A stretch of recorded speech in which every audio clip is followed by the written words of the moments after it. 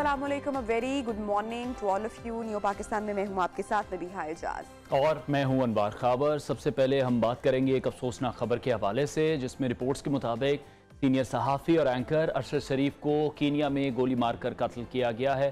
ताहाल अरशद शरीफ के कत्ल के वाक़े से मुताल्लिक जो मज़ीद तफसील है वो अभी तक सामने नहीं आ सकी, जबकि कीनिया की मकामी पुलिस की जानिब से इस वाक़े की तहकीकात का सिलसिला भी जारी है। और वाज़ेह है कि सीनियर सहाफ़ी और एंकर अरशद शरीफ कुछ रोज़ पहले ही दुबई से लंदन भी गए थे और इससे कबल इतरात ये थी कि सीनियर सहाफ़ी और एंकर पर्सन अरशद शरीफ कीनिया में हादसे में जान बहक हो गए हैं, जबकि उनके फैमिली ज़राए और साथियों की जानिब से अरशद शरीफ की मौत की तस्दीक भी कर दी गई। बिल्कुल बड़ी अफसोसनाक ये इतलात सामने आ रही हैं। इससे पहले भी अरशद शरीफ काफ़ी बार अपने शो में सोशल मीडिया पर ये कहते हुए दिखाई दिए कि उनकी लाइफ को थ्रेट है, उनकी जान को ख़तरा है, इसलिए शायद वो पाकिस्तान से अब चले गए, लंदन रवाना हुए।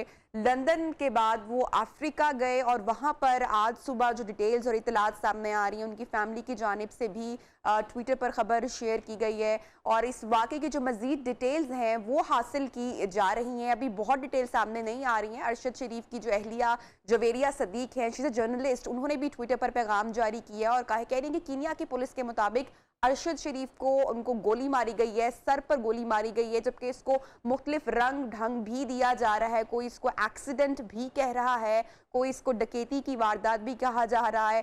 कीनिया का जो न्यूज़ मीडिया है वो मुख्तलिफ तरीके से खबरें मुख्तलिफ आरा सामने आ रही है, मुख्तलिफ तरह की खबरें नशर हो रही हैं। बहरहाल बहुत ही अफसोसनाक ये इंसिडेंट है। मज़ीद बात करेंगे, लेकिन सबसे पहले नज़र डालते हैं टॉप स्टोरीज पर।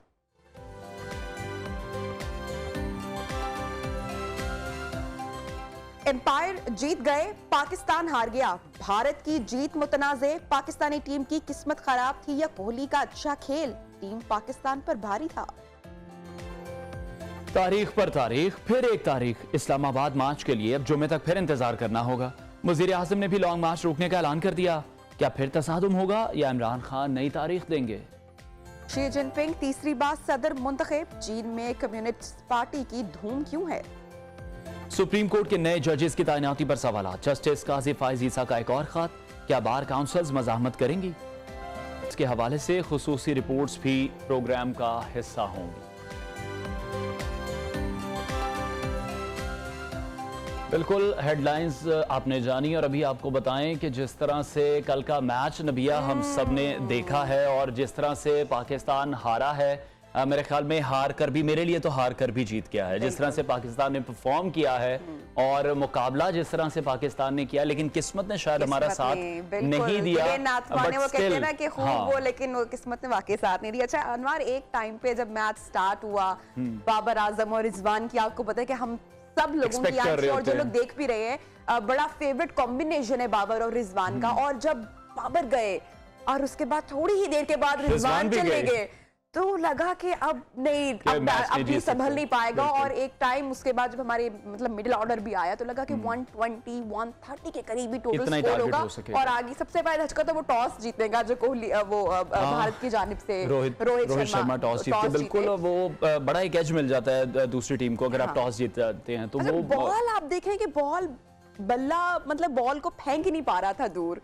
तो वो ऑस्ट्रेलिया की पिचेस पर इसी तरह से तो मशहूर नहीं है, एमसीजे ग्राउंड वैसे भी। और दूसरा जिस तरह से परफॉर्मेंस, लेकिन फिर भी पाकिस्तान ने एक बहुत अच्छा टारगेट दिया। और मैं बात करना चाहूंगा शान मसूद की, जो कि नबिया हमेशा से शान मसूद का नाम लेती हैं, तो शान मसूद ने बहुत अच्छी परफॉर्मेंस दी, प्रेशर अच्छा हैंडल किया, इफ्तिखार की परफॉर्मेंस बहुत ज्यादा अच्छी थी। इफ्तिखार ने जिस तरह से छक्के छुड़ाए हैं, उन्होंने स्कोर को एकदम से ऊपर, तो एकदम से वो स्कोर को ऊपर ले गए और बड़ा ही जबरदस्त दिलचस्प मैच था।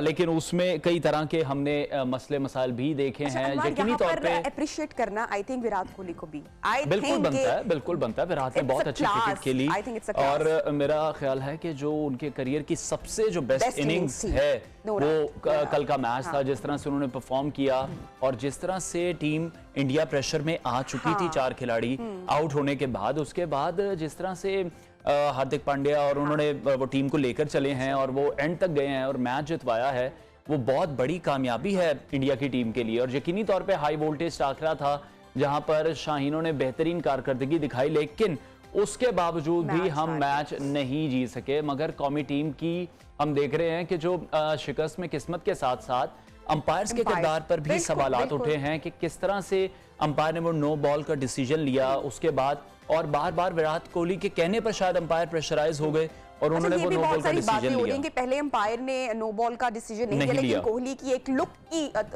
लुक का तस्करा हो रहा है ऑन सोशल मीडिया। फिर ऑस्ट्रेलियाई प्लेयर है ब्रेड हॉग, आपको पता है उन्होंने भी ट्वीट किया कि इस पर रिव्यू आखिरकार क्यों नहीं लिया गया। बाबर आजम को टीम को वहां पर जाकर स्टैंड लेना चाहिए था, कहना चाहिए था कि इसका हमें रिव्यू चाहिए, ताकि पूरी दुनिया क्राउड, पूरी दुनिया जो मैच कल का देख रही है वो देख पाती कि किस तरीके से गलत डिसीजन लिया गया। 90,000 स्टेडियम, मतलब बहुत बड़ा नंबर था। और बहुत बड़ा ही प्रेशर था दोनों टीमों पर। मतलब हम घर पर मैच देख रहे होते हैं तो हमें गूज़बम्स आ रहे होते हैं। तो जो लोग स्टेडियम में मौजूद हैं या फिर इन लोगों का प्रेशर हैंडल करना भी टीमों के लिए बड़ा मुश्किल हो जाता है। तो अच्छा, एक दो मसले नहीं आए, जिस तरह से नो बॉल हुई उसके बाद फिर विराट जो थे वो क्रीज से निकल कर खेल रहे थे, तो वो किस तरह से नो बॉल हो गई।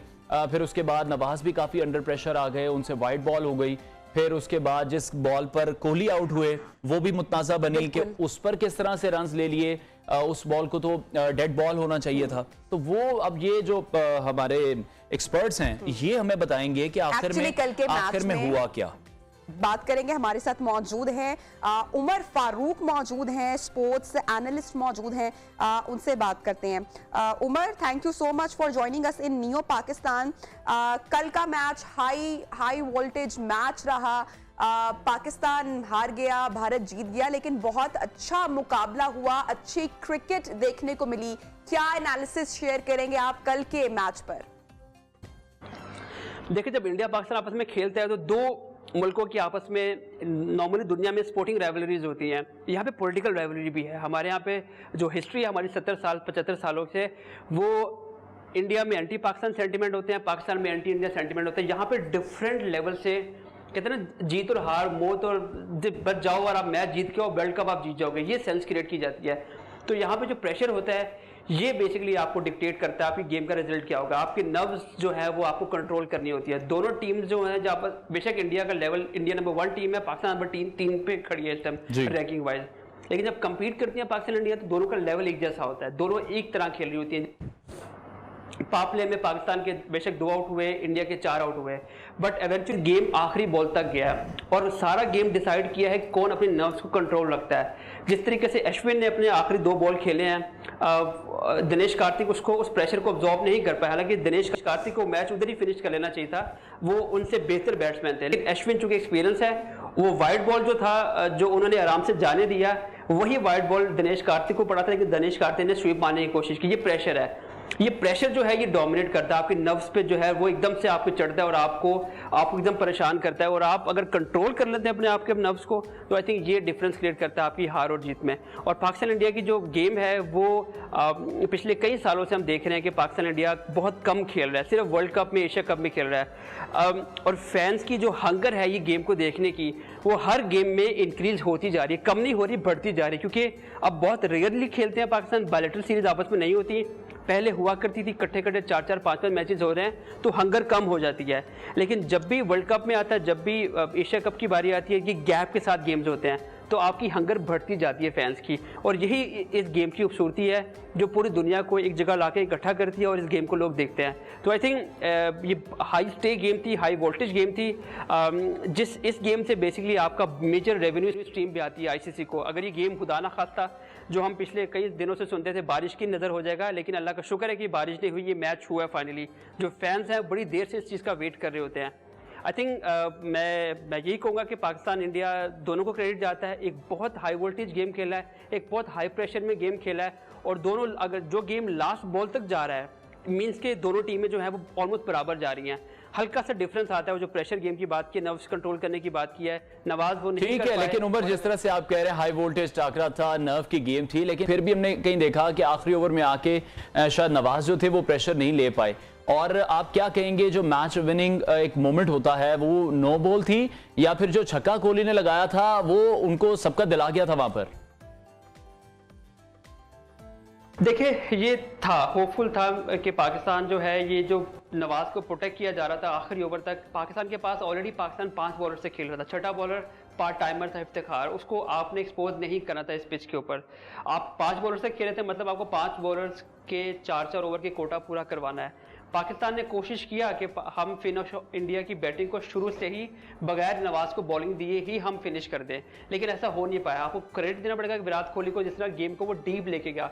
इवन कि पोस्ट मैच कॉन्फ्रेंस में भी उन्होंने यही बात बोली कि मैं गेम को डीप लेके जाना चाह रहा था। वो वेट कर रहे थे नवाज का, क्योंकि ऐसी गेम्स में एक ओवर होता है जिसमें 15 से 20 या आपको 22 रन आप मार सकते हैं, तो वो सिर्फ नवाज का था। क्योंकि शुरू में देखा होगा बैटिंग पाकिस्तान ने जो बैटिंग की है उसमें पाकिस्तान ने इंडिया के लेफ्ट आर्म स्पिनर्स को जो है उसको हेड ऑन लेके उसको उन्होंने, और 3 छक्के 4 छक्के जो है वो इफ्तिखार ने उसको दागे हैं। तो आई थिंक वीकर लिंक जो था वो नवाज था। नवाज को उन्होंने लेट करने की काफ़ी कोशिश की कि हम विराट कोहली को फिनिश ऑफ कर लें या पांड्या को आउट कर लें हम नवाज को देने से पहले, बट ऐसा हुआ नहीं। जा रहा है इंडिया भी कम्पीट कर रही थी। विराट कोहली दुनिया के वर्ल्ड क्लास प्लेयर है। इंडिया पाकिस्तान गेम 2007 से लेके अब तक की जो गेम्स है उसमें I think number of man of the match against Pakistan वो विराट कोहली के हैं। तो there is a reason why he was there, there is a reason why he won the game for India. तो ये एक छोटा सा डिफरेंस था जो बेसिकली पाकिस्तान को आज छठा बॉलर प्रॉपर ना होने की वजह से पाकिस्तान को आज बेसिकली जो डिफरेंस हुआ एंड पे बॉल टू बॉल गेम थी, रन्स 2 पे 2 चाहिए थे आपको, वो डिफरेंस यहीं से क्रिएट हुआ बेसिकली कि पाकिस्तान की जो कैलकुलेशन थी विद द बॉलर्स, अनफॉर्चुनेटली एक बॉलर को मार पड़ती है। T20 की फॉर्मेट मॉडर्न क्रिकेट में यही होता है, उधर से पटेल को पड़ी, इधर से नवाज को पड़ी। बट अच्छा, सोशल मीडिया पर उमर हमने देखा कि बहुत डिस्कस किया जाने लगा इंडिया के मैच जीतने के बाद। जो लास्ट ओवर था बहुत ही क्रूशियल था, बहुत मुश्किल ओवर था, बहुत इंटरेस्टिंग भी था। नवाज की जो गेंद जिसको नो बॉल कहा गया, उस पर बहुत ज़्यादा क्रिटिसिज्म हो रहा था कि वो क्या वाकई ही नो बॉल थी या नहीं थी। इस पर आपकी क्या राय है? देखिए, नॉर्मली होता है क्रिकेट में कि आपके जो बेस्ट बॉलर होता है, जिनके पास चांस होता है विकेट लेने का, आप एवेंचुअली उन्हीं को देते हैं। इफ्तिखार चूंकि आपका पार्ट टाइमर है, इफ्तिखार को इस स्टेज ऑफ द जो गेम की जो सिचुएशन थी, स्टेज थी, वहां पे आप रैंडम ला के आप इफ्तिखार से बॉलिंग नहीं करवा सकते थे।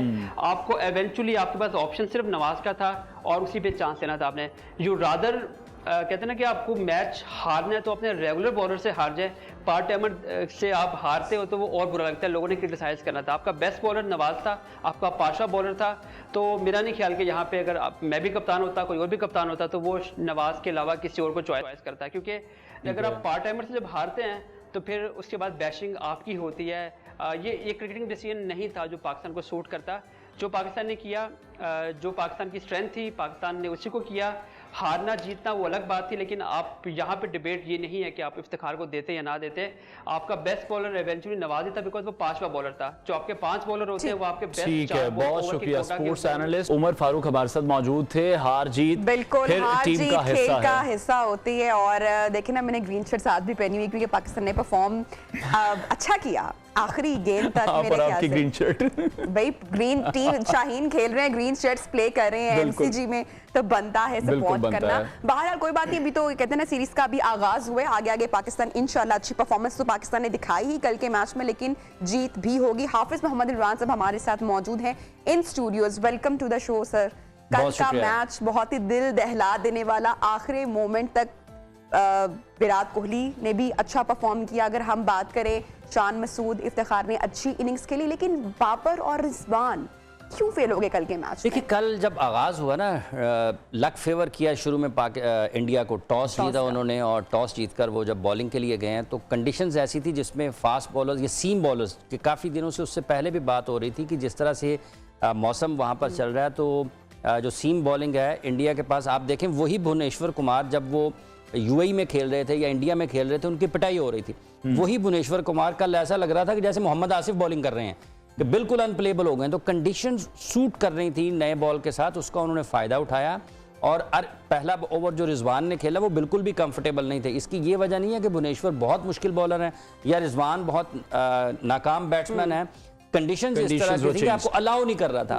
फिर जब अर्शदीप ने आउट किया बाबर को, तो उसके बाद पाकिस्तान की टीम तो हिल गई। उसकी वजह यह है कि गुज़िश्ता आप 1.5-2 बरस में देखें तो पाकिस्तान की जितनी भी कामयाबियां हैं उसमें सबसे बड़ा हिस्सा इन दोनों बल्लेबाजों का ही रहा है। और अगर बाबर 0 पर आउट हो जाते हैं तो फिर तो आप प्लान बी पर चले जाते हैं। बाबर आउट हुए, उसके ऊपर बदकिस्मती ये रिजवान भी चले गए, लेकिन उन दोनों के जाने के बाद भी जो काम उन्होंने करना था वो शान मसूद और इफ्तिखार अहमद ने किसी हद तक कर दिया। अब उसके बाद मसला ये आता है कि जब उनकी उस बुनियाद से फ़ायदा उठाने की ज़रूरत थी, उससे नहीं उठाया गया। ये रन्स 160 से ज़्यादा 15-20 हो सकते थे, लेकिन बदकिस्मती नहीं है, लेकिन जो खेलने का तरीक़ाकार है पाकिस्तान के मिडल ऑर्डर का, आप देखें कि दुनिया में कौन सी टीम ऐसी होगी कि जिसका एक स्पेशलिस्ट बैट्समैन नंबर 8 तक महदूद रहता है कि नहीं, वो जितना नीचे चला जाएगा, जितना नीचे वो मतलब है कि जी इसको वहां पर लेकर जाना है। जब आपके पास इतने ओवर्स थे तो आप अपने बेस्ट बैट्समैन को इस्तेमाल करते हैं, उनसे फ़ायदा उठाते हैं। जब आप ये कह रहे हैं बॉलिंग में कि हमें अपने स्पेशलिस्ट बॉलर के साथ बैटिंग बॉलिंग करनी चाहिए, तो स्पेशलिस्ट बैट्समैन को क्या मुसीबत है, वो अपने नंबर पर क्यों नहीं आता? शान मसूद और इफ्तिखार ने बाबर आजम और रिजवान की कमी को पूरा किया, लेकिन मसला वहीं पर है, ना इफ्तिखार ने रन उसने आसिफ ने रन किए, ना हैदर ने रन किए। आप देखें कल जब हैदर को हार्दिक पांड्या ने आउट किया है तो वो उसकी तरफ देख के किस तरह से मानी खेज मुस्कुराहट थी कि ए तुम की कर रहे हैं। मतलब आप देखें कि ऐसा बहुत कम होता है कि एक शॉट आपने वहीं पे लगाया, आपको कुछ पता नहीं चला, दूसरा आपने वहीं पर लगाया, आप आउट हो गए। शादाब और नवाज रन्स करते हुए आ रहे थे, लेकिन शादाब और नवाज आपके बैट्समैन नहीं है, वो आपके ऑलराउंडर्स हैं। कभी करेंगे, कभी नहीं करेंगे। जब करेंगे तो बोनस है, अगर नहीं करें तो नाकामी का जिम्मेदार।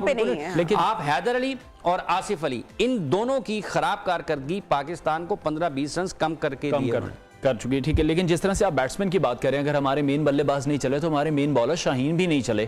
कल वो काफ़ी अनरेस्ट से दिखाई दे रहे थे, उनका जो बॉलिंग स्टाइल भी था वो भी काफ़ी डिफरेंट फील हो रहा था, और उस तरह से जिस तरह से हम शाहीन से एक्सपेक्ट करते हैं वो परफॉर्म नहीं कर सके। देखिए वो 100% तो फिट नहीं है, उनकी फिटनेस पर कल बहुत सवालिया निशान हुए कि उनको क्लीन चिट किसने ये उन्होंने दी है। जो चाहते हैं कि पाकिस्तान के खिलाड़ियों का बेड़ा गर्क हो जाए लेकिन उनको क्लीन चिट मिली रहे, ये नाइंसाफी है, ये ज्यादती है। एक ऐसा खिलाड़ी जो एक आम शख्स जो क्रिकेट को बहुत ज़्यादा करीब से नहीं भी जानता, बारीकी में भी नहीं जानता, वो भी बैठकर ये कहेगा कि यार ये शाहीन को क्या हो गया, क्योंकि वो 100% फिट नहीं है। उनका वो पाकिस्तान नहीं, वो दुनिया के बेहतरीन बॉलर हैं। आपने अपने आप को बचाने के लिए या इस एक वर्ल्ड कप को या एक मैच को अपने फ़ायदे में इस्तेमाल करने के लिए दुनिया के उस बेहतरीन बॉलर का इम्पैक्ट ख़राब करने की कोशिश की है। शाहीन कभी भी ऐसे बॉलर नहीं है। शाहीन अगर 10 साल के बाद भी बॉलिंग करेंगे ना तो वो इस तरह के बॉलर नहीं होंगे जैसे उन्होंने कल की। उसकी वजह यह है कि वो रिहैब से गुजरे, कोई प्रॉपर मैच उनको प्रैक्टिस नहीं था, उनका वो फिटनेस नहीं था। आप उनका वो देखें रनअप इस आप उनको 1 साल पहले का उठा के पिछले वर्ल्ड कप का जो इंडिया के खिलाफ मैच था ना, आप उसको देखें और इसको देखें, उनकी जो भागने का अंदाज है ना, जो उसमें एनर्जी है, जो उसमें रफ्तार है, आपको इसमें कमी नजर आएगी। तो उसका इम्पैक्ट इसलिए कम हुआ, वो गैर मौसर इसलिए साबित हुए, जहां पर भुवनेश्वर कुमार जो है वो गेंदे घुमा सकता है, अर्शदीप घुमा सकता है, और शाहीन की जो पेस इन दोनों से बहुत ज्यादा है, एक्यूरेसी इनसे बहुत ज्यादा है। तो शाहीन क्यों नहीं कर पाया? उसकी वजह यह है कि वो मुकम्मल फिट नहीं थे, उनके साथ ज्यादती की गई, उनको खिला करके। अच्छा, ये तो शाहीन की फिटनेस की बात हुई जो कि कल बहुत चर्चा में भी रही। अच्छा, बाबर आजम की कप्तानी के ऊपर भी बहुत सारे सवालिया निशान अब हो रहे हैं, और उनके डिसीजंस के हवाले से, उनकी परफॉर्मेंस के हवाले से। डू यू थिंक कि उनको भी अपनी कैप्टनशिप से रिजाइन करके सिर्फ बैटिंग पे फोकस करना चाहिए, जैसे विराट कोहली हमें इंडिया से एग्जाम्पल मिलती है? देखें, ये अब सवालिया निशान नहीं पैदा हो रहे, लेकिन जब पाकिस्तान बड़ी टीमों के खिलाफ हारेगा ना, उस वक्त सवालिया निशान पैदा होंगे। ये पुरानी बात है, ये नई नहीं है, क्योंकि वो अपनी कारकर्दगी से दूसरी चीज़ों को उनकी छुप जाती है। कप्तानी के मामले में वो उस सतह पर नहीं है जिस सतह पर वो बल्लेबाजी में है। उसका पहला सबसे मरहला आपकी प्री मैच जो हिकमत अमली होती है मैच से पहले की, वो होती है। उसमें टीम सिलेक्शन है। उसमें आप ये नहीं कह सकते कि अगर ये हैदर अली, आसिफ या खुशदिल ये सारे टीम में हैं तो ये सिर्फ चीफ सेलेक्टर का या चेयरमैन का ही कसूर है। इसमें कप्तान भी बराबर का जिम्मेदार है। कप्तान को इख्तियार दिया गया है, कप्तान अपनी मर्जी की टीम लेकर के गया है, और कप्तान के ख्याल में ये उसके मैच विनर हैं। अब इनके रन्स उठा के देख लें आप, तो ये सारे के सारे ऐसे हैं, इनके आखिरी 10 मैचेस जैसे कोई टेलीफोन नंबर है, 0, 2, 3, 6, 8, 4, इस तरह की इनकी इनिंग्स हैं। तो इसमें कप्तान बराबर का जिम्मेदार है। और दूसरी बात यह है कि जब आप हिकमत अमली की तरफ जाते हैं, आप देखें कि इंडिया ने 4 फास्ट बॉलर्स, 2 स्पिनर्स, 6 बॉलर्स के साथ खेले। हार्दिक पांड्या उन्होंने फास्ट बॉलिंग ऑलराउंडर के तौर पर इस्तेमाल किया। अक्षर पटेल उनके 4 बॉलर्स के ओवर हैं, लेकिन उसने 1 ओवर किया, मार पड़ी, उन्होंने उसकी जो कमी थी वो दूसरे बॉलर्स के जरिए पूरी की। हमारे पास क्या था?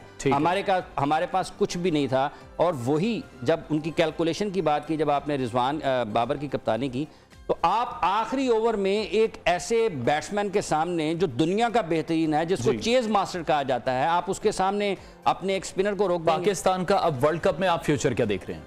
देखिए, एक पहलू ये है कि इस पूल में जिसमें पाकिस्तान है, 3 टीमों में से किसी 2 टीमों ने ऊपर जाना है। बहुत ही बुरी कारकर्दगी पाकिस्तान, साउथ अफ्रीका, इंडिया ना करें तो जो दूसरी टीमें हैं नीचे से वो जो कमज़ोर वो ऊपर आ जाएं। पाकिस्तान की इन 3 टीमों में से साउथ अफ्रीका, इंडिया और पाकिस्तान किसी 2 ने जाना है। पाकिस्तान का सारा इन्हिसार, मेरा ये ख्याल है कि अब साउथ अफ्रीका के खिलाफ जो मैच पाकिस्तान ने खेलना है उसके ऊपर, और जो इंडिया साउथ अफ्रीका का मैच है उसके नतीजे के ऊपर होगा।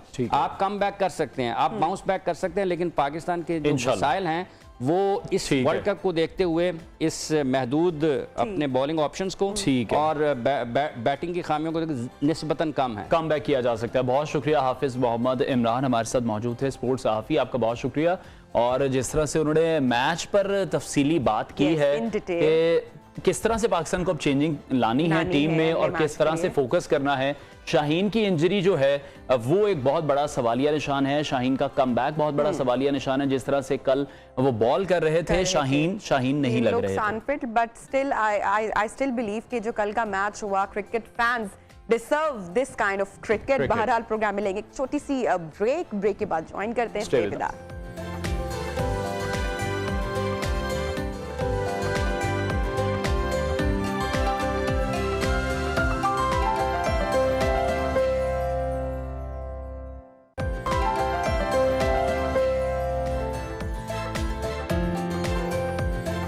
Welcome back. और ब्रेक से पहले क्रिकेट की बात हो रही थी और ब्रेक के बाद आपको ज्वाइन किया, तो अब बात करेंगे जनाब खान साहब की, जिसके उनकी मार्च की जो डेट है कब से वो चर्चा में है कि खान साहब अब लॉन्ग मार्च की डेट देंगे। बहरहाल इलेक्शन कमीशन ऑफ पाकिस्तान के फैसले के बाद जो खान साहब हैं वो ऐसा लग रहा है कि एक बार फिर कश्तियां जलाकर मैदान में उतरने का वो ऐलान कर चुके हैं, मगर ताहाल वो सियासी दरिया में तूफान की रफ्तार और भाव का अंदाजा लगा रहे हैं। उन्होंने इलेक्शन कमीशन से फैसला आने के बावजूद आखिरी जो पत्ता है वो इस्तेमाल करने में मुहतात अंदाज इख्तियार किया हुआ है। एक बार फिर उन्होंने इस्लामाबाद की जानिब लॉन्ग मार्च के लिए तारीख देने के लिए एक और तारीख दे दी है कि वो तारीख पर तारीख हो रही। क्या कहा है खान साहब ने, पहले वो देखते हैं, फिर गुफ्तगू को आगे बढ़ाते हैं।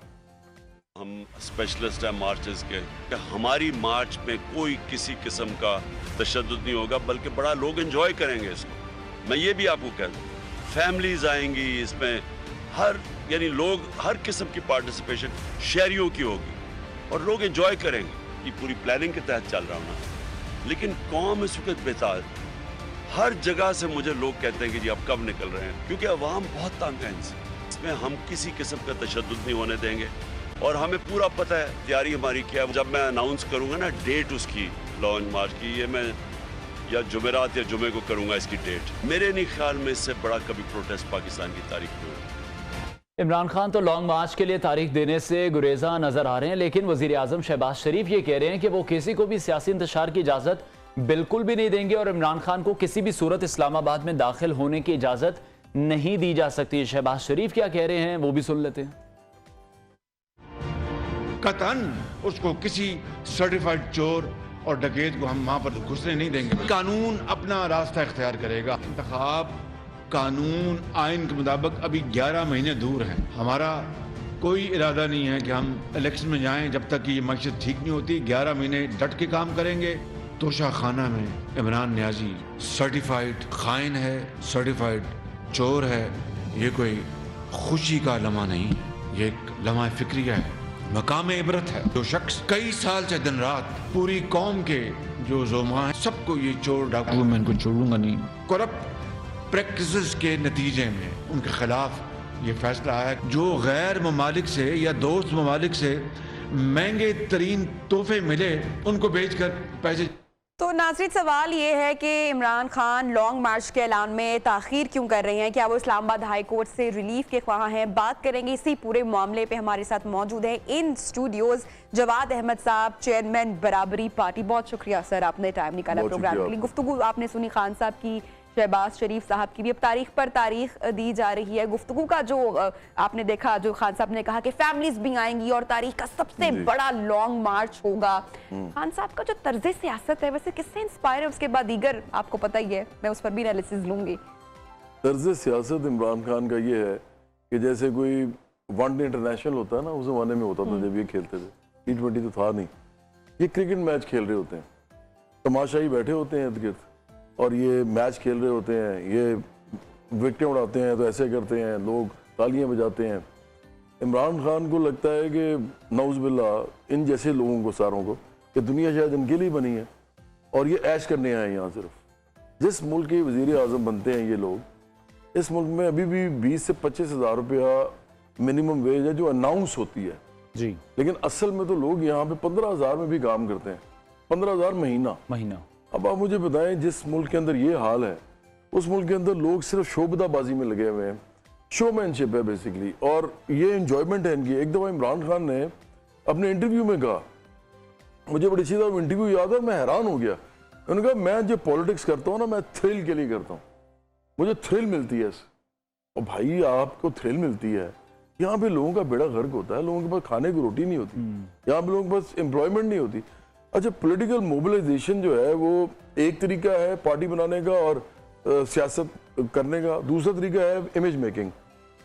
ये दोनों तरीके कभी कभी ग्रे एरिया मिल भी जाते हैं, लेकिन ये दो अलग-अलग चीज़ें हैं। इमेज मेकिंग जो होती है वो उस पर अरबों रुपया लगता है, वो किनका लगता है? जो स्टेक होल्डर्स होते हैं जी।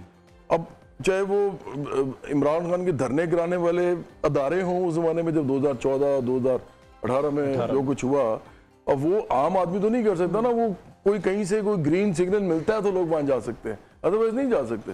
यहाँ पे मैं 10 मजदूरों को लेके नहीं जा सकता, इस्लामाबाद में एंटर नहीं हो सकता, जिन्होंने सिर्फ ये उठाया हो कि हमें हमारी तनख्वाह 50,000 कर दो, वो भी नहीं जा सकते। तो ये कैसे जाते हैं? इसलिए इनको बनाया जाता है, ये खुद भी पैसा लगाते हैं, एक्सपेट्रिएट का पैसा लगता है, और ये इमेज मेकिंग एक साइंस है। मैं सारी उम्र, मुझे तकरीबन 21 साल हो गए कि मैं 21 साल से इस काम में हूँ।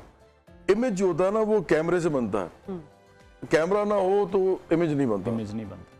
कैमरा इन पे शुरू से लगा हुआ था, फिर उन्होंने देखा कि सियासत में तो नहीं कुछ बन रहा, फिर उन्होंने इमेज मेकिंग स्टार्ट की, उसे बहुत पैसा लगा इनका। तो मुझे लगता है कि अभी तक वो उसी एक चीज के अंदर घूम रहे हैं। पाकिस्तानी मसाइल इतने बड़े हैं कि इनको अदराक ही नहीं है उसका। ये एंजॉय करते हैं, सुबह उठते हैं, ये एक्सरसाइज करते हैं, उसके बाद ये जब ये धरने में आते थे ना, मैं आपको छोटी सी बात बताता हूँ, जब भी धरने में आते थे तो ये आते थे लेट और फिर उठ के चले भी जाते थे। बात की है, मैं अनवर आपका भी सवाल है कि अगर ये तो फिर खान साहब कामयाब हुए ना, अगर उन्होंने चाहे पैसा लगाया बयानियां बनाने में, अपनी इमेज को बिल्ड करने में। बाकी सियासतदान, अगर हम बात करें मुस्लिम लीग नून की पॉपुलैरिटी जो दो के नवाज शरीफ साहब लंदन में है या जो भी रीजन हो, लेकिन खान साहब तो फिर कामयाब हो गए, चाहे वो जैसे भी यहाँ तक पहुंचे। क्या कहेंगे? इसमें तो कोई शक नहीं, लेकिन कामयाबी जो है ना वो कोई पैमाना नहीं होता। कामयाब तो चोर भी होता है जब वो कामयाब चोरी करता है। देखिए, जो कामयाबी का एक लफ्ज है ना, ये हमने इसको बड़ा बिगाड़ दिया है, बाय हुक और बाय क्रुक। आपने सुना होगा जी, आप जिस तरह मर्जी बस आपको मिले, जिस तरह से आप बात करें इसी तरह से हमने देखा कि यही तमाम इल्जामात नवाज शरीफ पर, जरदारी साहब पर भी लगते हैं। लेकिन जो इमरान खान के फॉलोअर्स हैं, जिस तरह इमरान खान पर ये एक फैसला आया है तोशा खाना के हवाले से, लेकिन फॉलोअर्स मानने को रेडी नहीं है उनके। यार, इस मुल्क में नहीं, पूरी दुनिया में ये प्रॉब्लम है कि लोग अपने मसाइल, अपने राइट्स, अपने वो जो नीड्स एंड वांट्स जो है ना, उसके ऊपर मोबिलाइज नहीं होते, और वो इसी बात का फायदा उठाती है रूलिंग क्लास जो होती है। इस मुल्क के लोग जो हैं, वो एक इमरान रियाज खान है, वो कहते हैं वो इमरान खान के बड़े आजकल हर वक्त चैंपियन बने हुए इमरान खान के पीछे। वो कहते हैं जी इधर टक्कर के लोग मिले। और भाई, टक्कर के लोग अगर ये होते तो ये अपने हकूक के लिए लड़ते हैं ना, इमरान खान के लिए लड़ना है आपने, अपने हकूक है नहीं। मतलब 3 मरले का मकान नहीं बना सकता है एक आम नौजवान। बिल्कुल, आज लाहौर में 3 मरले का मकान बना के दिखाए मुझे, कम से कम 1.25 करोड़ का प्रोजेक्ट है ये, 1.25 करोड़ से 1.5 करोड़ का। एक आदमी जो है 1 लाख भी कमाता हो ना, 1 लाख तो वो नहीं बना सकता सर ये वाला। बेसिक पूरी बिजली हो रही के है, बिल नहीं मकान दे पा रहे, होगा। लाखों में तो Basically बिजली पूरा के हो बिल रहा आ अभी रहे। तो तो लोगों उनको ये एहसास ही नहीं है कि ये सारे एक जैसे हैं। आप मुझे बताएं कि इमरान खान क्या मिडिल क्लास से है? इमरान खान के वालिद ने 7 कनाल 8 मरले का घर उस वक्त बनाया था और प्रॉपर्टीज इतनी ज्यादा थी कि सिर्फ इमरान खान को 9 प्रॉपर्टीज वो देके गए हैं। उनकी बहनें अलग हैं, 3 बहनें हैं, तो मिला के अब देखें तो अगर इस्लामी तरीके से भी हम सोचे ना, इनको अगर 9 मिली हो तो 25 के करीब जदादें बनती हैं। और ये वो लोग हैं जो इन्होंने इस मुल्क में बाकायदा पैसा बनाया। मैं नहीं कहता लूट मार से कानूनी गैर कानूनी, ये एक अलग बहस है, लेकिन पैसा बनाया ठीक ठाक किस्म का। ये एंजॉय करने आए, बाहर चले गए, इधर आ गए उधर। और इस मुल्क के अंदर तो लोग बाहर तो छोड़े, अपने गांव से बाहर नहीं जा सकते। Correct. इतने पैसे नहीं है लोगों के पास। मैं समझता हूं कि फिर मैं वही कहूंगा कि ये एक पूरी रूलिंग क्लास है, अरबपति खरबपति लोग हैं, ये आपस में खेल खेलते हैं, ये एंजॉयमेंट लेते ये हैं। रोजाना की बुनियाद पर अब हम देख रहे हैं एक स्टेटमेंट इमरान खान साहब देते हैं, मैं लॉन्ग मार्च करने के लिए निकलूंगा, मैं तारीख अभी नहीं दूंगा, उनके बैकडोर राब्ते चल रहे हैं। दूसरी तरफ वजीर आजम शहबाज शरीफ हैं, वो ये कह रहे हैं कि हम इन्हें निकलने नहीं देंगे, हम इन्हें पहुंचने नहीं देंगे। तो पेश तो आवाम रही है, जो सियासी तसादुम का जो खुमियाजा है वो एट दी एंड तो आवाम भुगतेगी। मैं तो समझता हूँ कि अवाम भुगत रही है, 70 साल से भुगत रही है। ये एक और नया इमेज आ गया, लेकिन आया फिर उसी क्लास से। हमारा मसला ये, बराबरी पार्टी ये कहती है कि ये पाकिस्तान में मसला तबकाती है। एक पूरा तबका जो है तकरीबन 1 से 2% वो एंजॉय कर रहा है इस मुल्क के अंदर, और जो बाकी सब लोग हैं वो उनकी शक्ल देख रहे हैं और उम्मीद कर रहे हैं कि हमें कुछ मिल एंजॉय जाए। कर सके। अच्छा हाँ नहीं, अच्छा ये भी बड़ी इंपॉर्टेंट बात है। देखिए मिडिल क्लास जो है ना, जो पढ़े लिखे मिडिल क्लास है, मेरे वालदैन, मैं आपको मिसाल देता हूँ, मेरे वालदैन पॉलिटिकल साइंस पढ़ाते थे, प्रोफेसर से दोनों। मिडिल क्लास थी, lower middle class, middle class होगी। उन्होंने मेरे वाले साहब ट्यूशन नहीं पढ़ाते थे। He never wanted to make money. ये हमें खुद पता है इस बात का। हम बड़े मीगर रिसोर्सेज में रहते थे। भुट्टो, जुल्फिकार अली भुट्टो ने ना एजुकेशन काफ़ी हद तक सस्ती कर दी थी, तो हम सारे पढ़ गए। एक ने इंजीनियरिंग कर ली, एक ने मेडिसिन मतलब मेडिकल कर लिया, डॉक्टर बन गया, एक जो है वो आर्किटेक्ट बन गया, बहन ने MSc इकोनॉमिक्स कर लिया। ये सारे अब्बू ने पढ़ा दिया। अब्बू को फर्क ही नहीं पड़ता था कि कुछ प्रॉपर्टी हो, ये जब रिटायर हो गए तो बाद उन्होंने घर बनाया मिलके। हमने एक कनाल के घर में मैं रहता हूँ, मेरे वालिद साहब के नाम पे है। देखिए मिडिल क्लास पता कौन होती है? जो लूटमार नहीं करना चाहती, जो ईमानदार होते हैं, जिनके अंदर एक वो होता है, एक शर्म होती है, एक गैरत होती है कि यार इससे ज्यादा आप क्या किसी की खुशामद क्यों करें, या किसी के साथ मिल के कोई पैसा क्यों बनाए, बस ठीक है जितना अच्छा, गुजर अगर गुजरेगी। हम खान साहब के भी देखेंगे तो जलसे जुलूस या जो मार्च में जो लोग शुरका की अगर बात की जाए तो आई डोंट थिंक सो, आपका कमेंट भी जरूरी होगा कि वो मिडिल क्लास को रिप्रेजेंट नहीं करें, क्योंकि उसके लिए जाने के लिए भी आपको पता है आम इंसान तो वैसे ही अपनी परेशानियों में और घर का खर्चा पूरा करने में इतना उलझा हुआ है कि वो शायद रुक भी नहीं करेगा चाहते हुए भी। दूसरी बात ये है कि खान साहब के पास अब आप समझ लेंगे कि क्या लॉन्ग मार्च ही लास्ट ऑप्शन है हुकूमत को प्रेशराइज करने के लिए, क्योंकि वो तो साफ कह चुके हैं कि हम इंतखाबात वक्त से पहले नहीं करवाएंगे।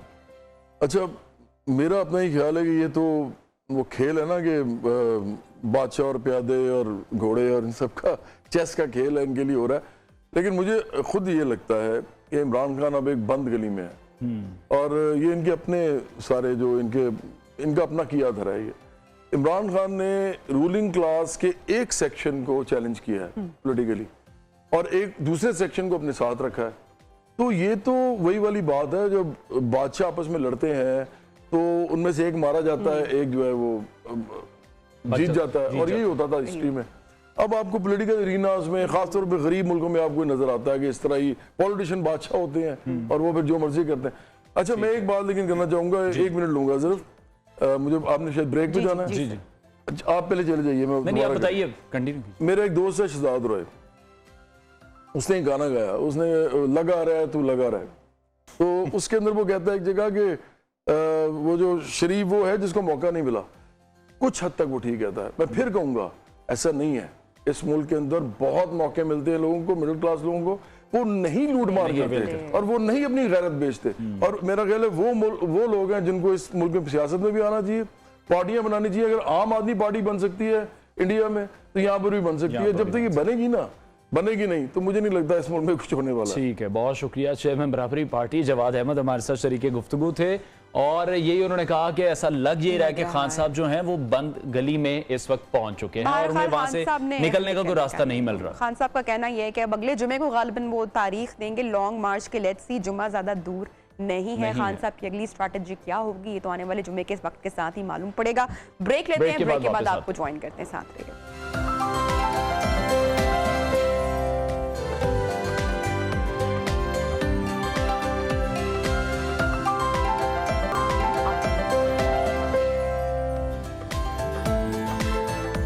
Welcome back. आलमी मंजरनामे से एक बहुत अहम खबर शामिल करेंगे, जहां चीन के सदर शी जिनपिंग इतवार को तारीखी तौर पर मुल्क के तीसरी बार सदर बन चुके हैं। इसी हवाले से हम मजीद बात करेंगे। माहिर बैनुल-अक़वामी उमूर आकिल नदीम ने हमें ज्वाइन किया। आकिल, बहुत शुक्रिया आपके वक्त के लिए। आप किस तरह से देख रहे हैं शी जिनपिंग के दौर में बहुत ज़्यादा तरक्की की है चीन ने मुआशी तौर पर, अमरीका से भी ताल्लुकात बहुत ज़्यादा ख़राब हुए, तीसरी बार सदर बनने को किस तरह से देख रहे हैं इनके? देखिए, ये अनप्रेसिडेंटेड है। पहले हमेशा जो सदूर इलेक्ट होते रहे वो 2 दफ़ा के लिए इलेक्ट होते रहे और ये इन्होंने पहली दफ़ा ऐसा किया है, तो जिससे जाहिर होता है कि अंदरूनी तौर पर उनकी गिरफ्त बड़ी मजबूत है और वो चीन के एक बहुत पावरफुल सदर की हैसियत से उभरे हैं और अब तकरीबन वो उनको माओ ज़ेतुंग के साथ बराबर खड़ा किया जा रहा है कि जितने माओ ज़ेतुंग पावरफुल थे उतने ही अब प्रेसिडेंट शी भी पावरफुल हैं। तो उनका जो तरक्याती एजेंडा है वो मेरे ख्याल में जारी रहेगा, लेकिन पिछले कुछ कोविड जब से शुरू हुए तो चाइना को काफ़ी मुश्किलात पेश आई हैं। तो अब ये देखना होगा कि माशी मुश्किलात इन माशी मुश्किलात का कैसे मुकाबला किया जाएगा, क्योंकि यूक्रेन में रूसी हमले के बाद जो है चाइना की माशी मुश्किलात में मज़ीद इजाफा हुआ है, क्योंकि उनकी इम्पोर्ट जो है वो काफ़ी तेल के बारे में जो है काफ़ी महंगी भी हुई और उनमें स्टेबिलिटी भी नहीं आई है। तो उससे उनकी कास्ट बहुत बड़ी है और फिर उसके जो कोविड के जरिए उन्होंने ज़ीरो टॉलरेंस पॉलिसी है उसने भी उनकी माशी तरक्की को काफ़ी नीचे लाया है और अब तकरीबन प्रोजेक्टेड शायद ये है कि 5% के हिसाब से की इकानमी ग्रो करेगी। तो काफ़ी बड़े बड़े चैलेंजेस हैं प्रेसिडेंट शी के सामने, लेकिन बैनुल-अक़वामी तौर पर वो एक बहुत बड़े मजबूत सदर के तौर पे उभरे हैं। अच्छा, आकिल साहब, तीसरी बार सदर बन रहे हैं चीन के सदर शी जिनपिंग और प्रेडिक्शंस या जो आलमी बैनुल-अक़वामी मंजरनामे पर तज्ज़ियाकार हैं वो भी ये बात करते हैं कि जो आने वाला टाइम है वो चाइना के लिए बहुत अच्छा होगा, बहुत स्ट्रॉन्ग होगा। 2030 तक चाइना जो है वो दुनिया की सबसे स्ट्रॉन्ग इकोनॉमी वाला मुल्क बन जाएगा। ऐसे में पाकिस्तान के हवाले से भी मैं कमेंट लेना चाहूँगी। अमेरिका और चाइना का ऑलरेडी एक तनाव की कैफियत में है, खासकर ताइवान वाले मामले के ऊपर। कैसे आप देखते हैं आने वाला जो टाइम है वो किस तरह से पाकिस्तान के लिए भी होगा? मेरे ख्याल में चूँकि प्रेसिडेंट शी पाकिस्तान को बड़े अच्छे तरीके से जानते हैं, पाकिस्तान ने दौरे भी किया हुआ है और उन्हीं के दौर में सी पैक मंसूबे की इब्तिदा भी हुई, तो वो मेरे ख्याल में हमारे ताल्लुकात में एक कंटिन्यूटी रहेगी और मेरे ख्याल में ज़्यादा बेहतरी और भी बेहतरी आएगी, क्योंकि वो पाकिस्तान की अहमियत को समझते हैं और पाकिस्तान के साथ माशी ताल्लुकात को गहरा करने में उनका बहुत बड़ा रोल है। ठीक है, तो मुझे लगता है कि पाकिस्तान के साथ मजीद ताल्लुकात में माशी ताल्लुकात में ख़ुसूसन बहुत बेहतरी आएगी, माशी ताल्लुकात में बेहतरी आ सकती है। बहुत शुक्रिया। आकिल नदीम साहब हमारे साथ शरीके गुफ्तगू थे और उनका यही कहना था कि पाकिस्तान के लिए भी जो हालात हैं वो काफ़ी मजीद बेहतर हो सकते हैं, कायम करने की जरूरत होगी पाकिस्तान को भी बिटवीन अमेरिका एंड चाइना। बहरहाल प्रोग्राम में लेंगे एक छोटी सी ब्रेक के बाद आपको ज्वाइन करते हैं। Stay with us.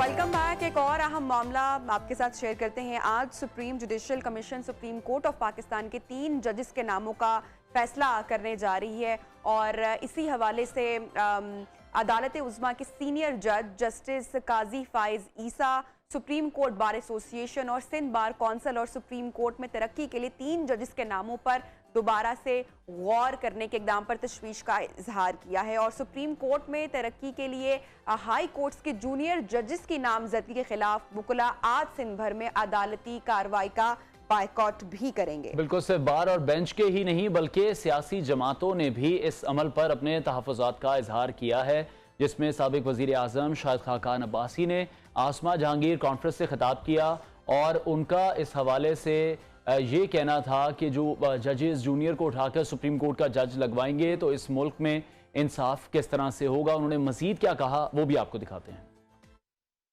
Judges themselves, how many promote themselves? What are the powers of the Chief Justice? Does he have to get there by seniority? We have a 20-year history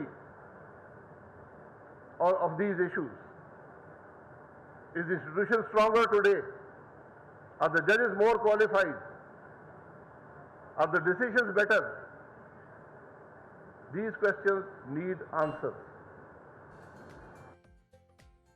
supreme court में तरक्की के लिए हम देख रहे हैं कि जजेस के नामों पर दोबारा गौर करने के इकदाम पर तशवीश का इजहार भी किया जा रहा है और साथ ही साथ सुप्रीम कोर्ट में तरक्की के लिए हाई कोर्ट्स के जो जूनियर जजेस हैं उनकी नामजदगी के खिलाफ वकला आज सिंध भर में अदालती कार्रवाइयों का बॉयकॉट भी करेंगे। सिर्फ बार और बेंच ही नहीं बल्कि जो सियासी जमातें भी हैं वो भी इसमें तहफ़्फ़ुज़ात का इजहार करते हुए दिखाई दे रही हैं, जिस तरह साबिक वज़ीर आज़म शाहिद खाकान अब्बासी बात कर रहे थे। गुफ्तगू भी देखी और अनवार, इसके साथ साथ एक आज बहुत अहम हियरिंग भी हो रही है इस्लामाबाद हाई कोर्ट में।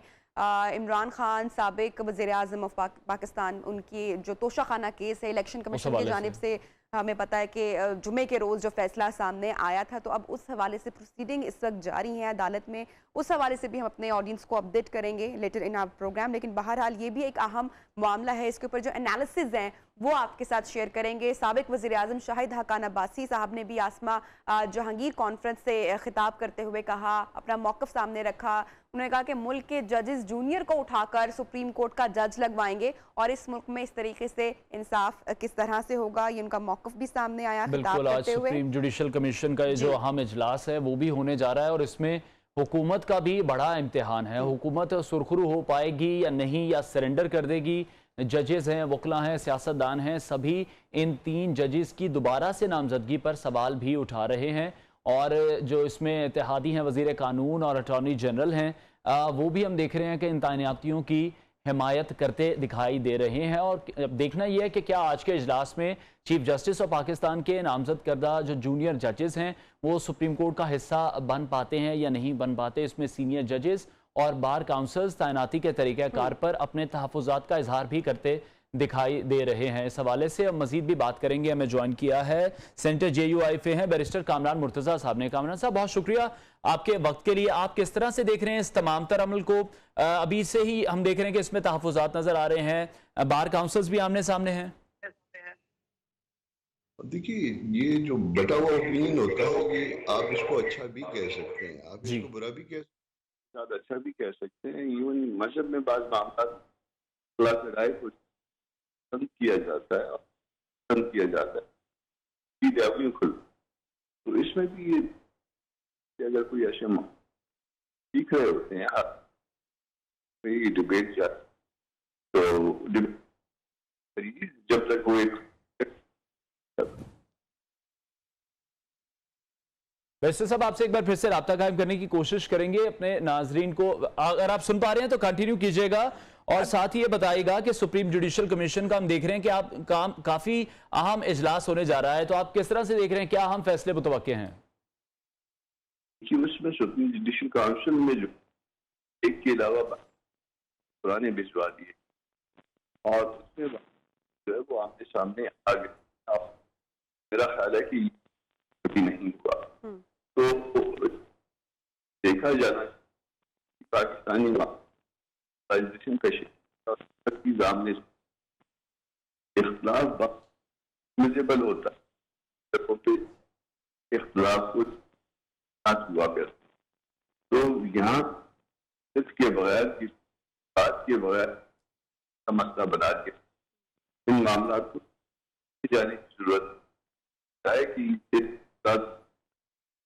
वो मीडिया सोशल मीडिया इन बंद कमरे। ठीक है, आपसे एक बार फिर से राब्ता कायम करने की कोशिश करेंगे और अब देखना यह है कि इस तमाम तर मामले पर हुकूमत का जो बड़ा इम्तिहान है, हुकूमत अब सरेंडर करती है या नहीं करती। और जिस तरह से आप ये कह रहे हैं कि अगर बाहर काउंसिल्स और दूसरे जो इदारे हैं उनका आमना सामना भी हो रहा है तो इसको पॉजिटिवली भी लिया जा सकता है। और साथ ही साथ अब ये जो मामला है, आज इसका फैसला होने जा रहा है जिसमें जजेस, वकला और सियासतदान सभी अपने तहफ़्फ़ुज़ात का इजहार भी कर रहे हैं। और यहाँ पर ये सवाल उठाया जा रहा है कि जो इत्तेहादी हैं, वज़ीर कानून है, अटॉर्नी जनरल हैं, वो भी दोनों तैनातियों की हिमायत कर रहे हैं। और आज के इजलास में अगर देखें, चीफ जस्टिस पाकिस्तान के नामजद करदा जो जूनियर जजेस हैं वो सुप्रीम कोर्ट का हिस्सा बन जाएंगे और तैनाती का जो तरीक़ाकार है उस पर तहफ़्फ़ुज़ात का इजहार किया जा रहा है। बात कर लेते हैं, कामरान मुर्तज़ा साहब हमारे साथ इन कॉन्वर्सेशन है। सर बताइएगा, वही बात अगेन के वकला, सियासतदान, जजेस सभी अभी जो इस पर क्रिटिसिज्म कर रहे हैं, दोबारा नामजदगी पर जो सवाल उठा रहे हैं, आपके इत्तेहादी वजीर कानून और अटॉर्नी जनरल दोनों तैनातियों की हवाले से वो हिमायत कर रहे हैं, क्या वजूहात है, रीजंस जानना चाहूंगी आपसे। मैं नहीं कह सकता कि ये हिमायत कर रहे हैं, क्योंकि इस पे हमारी अपनी पार्टी को तहफ़्फ़ुज़ात थे। मौलाना साहब का मैसेज रात को वजीर कानून को पहुंचाने की कोशिश की गई है, वो कि रात लेट हो चुकी थी, मगर उसको मैसेज फॉर्म में, टेक्स्ट फॉर्म में मैसेज मौलाना साहब का कन्वे किया गया है।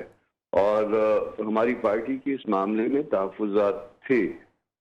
इस मामले को देखा जाना चाहिए। अगर इसको बावजूद तहफ़्फ़ुज़ात के, इत्तेहादी पार्टियों के तहफ़्फ़ुज़ात के, बार काउंसिल्स के तहफ़्फ़ुज़ात के, इसमें कोई कहीं पे कंसेशन दिया गया तो मेरा ख्याल है कि वो नुकसान का बायस बनेगा, ठीक है, कानूनी हवालों से। अच्छा, इस मामले पर हम देख रहे हैं कि जस्टिस काजी फायज ईसा बार बार खुतूत भी लिख रहे हैं, लेकिन हुकूमत उस मामले पर क्यों गौर नहीं कर रही? हुकूमत बाज़ मामलात में, देखिए ये रेगुलेशन गवर्नमेंट है और इसमें जो कुछ भी होना चाहिए मुशावरत के साथ होना चाहिए। मैं फिर पहले भी मैंने अर्ज किया कि मौलाना साहब के अपने तहफ़्फ़ुज़ात थे, मुझे कन्वे किए गए रात को, और मैंने वो तहफ़्फ़ुज़ात जो है वज़ीर कानून को, वो फ़ोन अटेंड नहीं कर रहे थे मगर मैसेज करके मैंने कन्वे कर दिए। तो इस मामले को उनको यकीनन जो है इजलास से पहले देखना चाहिए और इत्तेहादी जमातों के हवाले से एक इजलास इस पर ज़रूरी है। अच्छा ठीक है, मुझे साहब परसेप्शन क्या सामने आ रही है कि क्या हो सकता है आपके ख्याल में? ऑब्वियसली बड़ा इम्तहान तो है ही, तो आप क्या समझते हैं कि जो हुकूमत है वो सुरखरू हो जाएगी या फिर सरेंडर कर देगी? एक्सपेक्टेशंस क्या हैं, क्या कहेंगे आप? देखिए, हुकूमत को असूलों पे सुरखरू होना चाहिए, और अगर हम कहीं पे असूलों पे सरेंडर कर देंगे तो ये एक और डिजास्टर होगा। ये ऐसे मसाइल का बायस बनेगा जी, जो मजीद मुल्क में पोलराइजेशन को जन्म देगा। ठीक है, लेकिन ये जो मुताज़ा तैनातियां होती हैं, इसको आप किस तरह से देख रहे हैं कि बार और बेंच के ताल्लुकात भी खराब होते हैं? यकीनन इसमें बार और बेंच के ताल्लुकात खराब होते हैं। बाज़ औक़ात वो मुअज़्ज़ज़ जजेस जो है वो यकीनन जो है वो बहुत इज्जत वाले होते हैं, मगर सिर्फ कुछ असूल तोड़े जाने पे उनके खिलाफ जो है वो ऐसी बातें आ जाती हैं जिसपे वो उनका आगे का कैरियर जो है वो अंडर शेडो हो जाता है। तो बेहतर ये है कि तमाम लोग असूलों पे, जो मामला सेटल हो चुके हैं असूलों के हवाले से, उनके मुताबिक आगे बढ़ें, इंक्लूडिंग चीफ जस्टिस साहबान और बाकी अदलिया की आला जजेस। ठीक सर, आज लग रहा है कि आज फैसला सामने आ जाएगा तैनाती के हवाले से, या मजीद वक्त आप इसमें देख रहे हैं? चूंकि इसमें बार जो है वो एक जगह पे उसका स्टैंड है और लेके खड़ी है, वो कि मुझे नहीं नजर आया अभी तक सुप्रीम कोर्ट बार का कोई वाज़ेह स्टैंड। शायद मुमकिन है कि इलेक्शन की वजह से ना आ सका हो, मगर स्टिल जो है बार का इज्तिमाई स्टैंड, बार सुप्रीम कोर्ट बार का या बाकी बारों का वो नहीं कह रहा हूँ, इनका स्टैंड जो है वो वकीलों का प्रिंसिपल्स के ऊपर खड़ा होता है। बहुत शुक्रिया बैरिस्टर कामरान मुर्तज़ा हमारे साथ मौजूद थे, आपके टाइम का शुक्रिया। और लेट्स सी कि इसका मज़ीद फ़ैसला किस तरीके से अनवार अभी आता है, और प्रोग्राम को आगे बढ़ाएंगे और एक मज़ेदार और अहम पैकेज एक शेयर करेंगे। नेटफ्लिक्स का जो इस्तेमाल है या जो उसके यूजर्स हैं वो बढ़ता जा रहा टाइम है, वो day by बढ़ता day। चला जा रहा है। और जैसे हम पाकिस्तान की भी अगर बात करते हैं तो सिनेमाज आपको पता है कि कितनी देर तक हमारे वीरान रहे, तो ऐसे में बंद रहे। लोग मुझे लगता है कि काफी हद तक नेटफ्लिक्स के एडिक्ट हो चुके थे और अपने बहुत ज्यादा। अकाउंट्स शेयरिंग भी, एक अकाउंट है तो वो फैमिली में उसी अकाउंट के यूजर्स मौजूद हैं, यूजर्स वो बहुत शेयर ज्यादा करते मौजूद हैं। थे और उसी को शायद अभी रिस्ट्रिक्ट करने जा रहा है Yes. नेटफ्लिक्स। वो जो मौजें थी ना वो खत्म होने जा रही हैं, तो जिस तरह से एक एक पासवर्ड 5-5, 6-6 या 10-10 लोगों ने यूज किया था, अब उसको वो खत्म कर रहे हैं। और हम देख रहे हैं कि अगले साल से हर स्क्रीन के लिए अब एक इजाफी रकम वो मांग रहे हैं जो कि अब सबको देनी पड़ेगी। और इस हवाले से एक रिपोर्ट है, वो आपको पहले दिखाते हैं।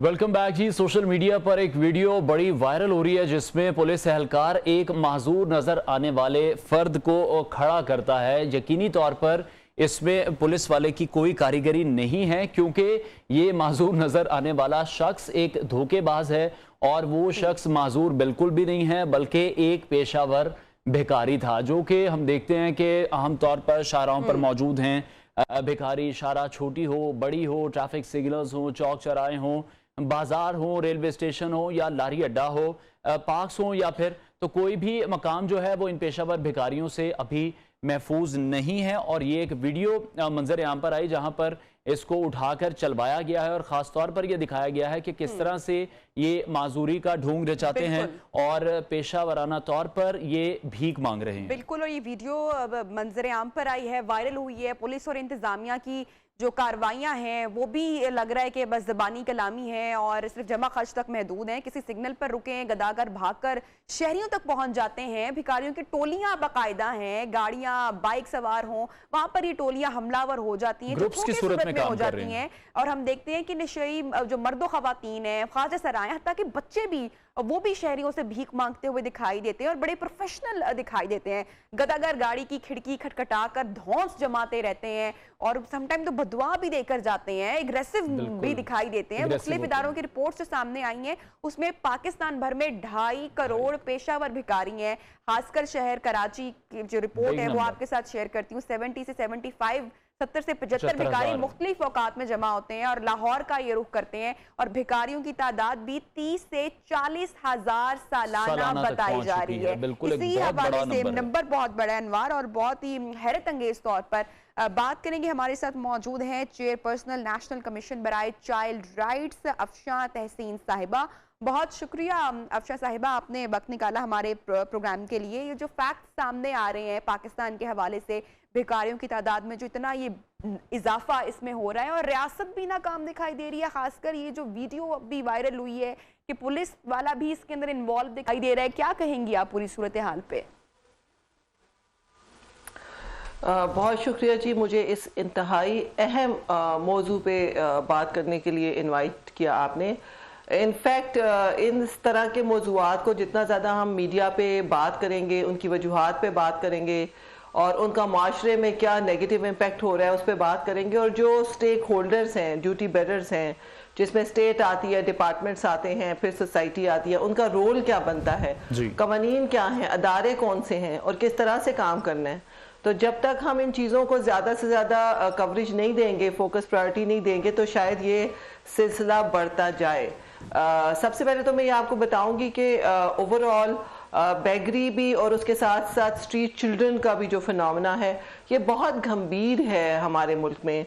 हमारे मुल्क में ओवरऑल जिस चीज़ की सबसे ज़्यादा ज़रूरत है कि एक ऐसा हमारे पास निज़ाम हो, डेटाबेस हो, जिसमें हम एक प्रॉपर नंबर, इनके फिगर्स, इनके कहाँ से आते हैं, कहाँ से जाते हैं, ये तमाम चीज़ों का मौजूद होना हमारे पास बहुत ज़रूरी है। और जहाँ तक बेगरी का ताल्लुक है, लाहौर से ही मेरे ख्याल से, अगर मैं गलत नहीं हूँ, तो एक वीडियो आई थी कि एक पार्लर है, ब्यूटी पार्लर, जो कि बेगर्स का है, और यहाँ पे ये गाड़ियों में आके रुकते हैं और वहाँ पे बाकायदा इस तरह का मेकअप करते हैं, कहीं पे जख्म लगाना, बीमार लगना, और फिर वहीं पे इनको गाड़ियाँ छोड़ती हैं और फिर वहीं से बाकायदा अपने अपने अड्डों पे रवाना हो जाते हैं। तो अभी चूंकि आपने पंजाब की बात की, तो मैं पंजाब का बिलखुसूस जिक्र करना चाहूँगी कि बाकी तमाम सूबों में शायद ब्यूरो नहीं है, कमीशंस हैं, लेकिन हमारे पंजाब में child protection and welfare bureau है जो destitute and neglected children act के तहत बना और होम डिपार्टमेंट के अंडर है। इसके तहत वो शायद बड़ों को डायरेक्टली तो नहीं पिक कर सकते, लेकिन बच्चे जो बेगरी का शिकार हैं उनको वो फॉलो करते हैं, उनको फिर लाया जाता है, फिर अपने जो उनके सेंटर्स हैं चाइल्ड प्रोटेक्शन सेंटर में प्लेस किया जाता है। लेकिन कहानी यहाँ ख़त्म नहीं होती। हम पुलिस को भी कई दफ़ा, आज में हमें इस्लामाबाद में, यहाँ हमारे कहने पे बहुत सारे रेड्स हुए, तमाम शहरों में होते हैं, केपी में हम गए, वहाँ ये इशू उठाया तो मसला कुछ और नजर आया। मसला ये है सबसे पहले कि ये कोई इंडिविजुअल्स नहीं है, ये एक स्टैंड अलोन फैमिली नहीं है, ये एक पूरा माफिया है जिसमें बकायदा फैमिलीज की खरीदो फरोख्त होती है कि फैमिलीज को खरीदा जाता है, फिर इस फैमिलीज को धंधे पे लगाया जाता है। और जब कोई मसला आता है तो हमारे यहाँ अचानक सारा ऑनस हम पुलिस पे डाल देते हैं, या हम बोलते हैं जी पुलिस आए और ये क्यों है और पुलिस का काम है। लेकिन मैं आपको असल में बताऊं कि आईजी, पुलिस, ये सब लोग ये अपना काम करते हैं, लेकिन कोई ऐसा लॉ नहीं है जिसके तहत पुलिस इनको उठाए भी तो कहाँ रखे, थोड़ी देर के लिए कहीं ना कहीं रख सकती है। यहाँ पे एक हमारे पास नुक्ता आता है, गैप आता है कि फिर इनका मुस्तकिल इस बात का हल क्या है, क्योंकि वे लोग कानून साजी करने की जरूरत है, 2-4 दिनों में जमानत करा लेते हैं। लेकिन क्या फिर कानून साजी करने की जरूरत है? कि भाई आप उठा तो हम लेते हैं, इनको रखे कहाँ, इनके लिए कोई फिर वापस आ जाते। तो बात यहाँ पे करने वाली ये है कि हमारे यहाँ जो एक तो लॉ बाकायदा स्ट्रीट चिल्ड्रन और ये जो बेगरी है इसके ऊपर एक बड़ा स्ट्रॉन्ग लेजिस्लेशन और इसकी इम्प्लीमेंटेशन होनी चाहिए। दूसरा जो पुलिस के अदारे हैं इनका एक बड़ा स्ट्रॉन्ग कनेक्ट होना चाहिए सोशल वेलफेयर के जो अदारे हैं, जहां पे इन लोगों को उठा के कहीं रिहेबिलिटेशन सेंटर पहुंचाना है,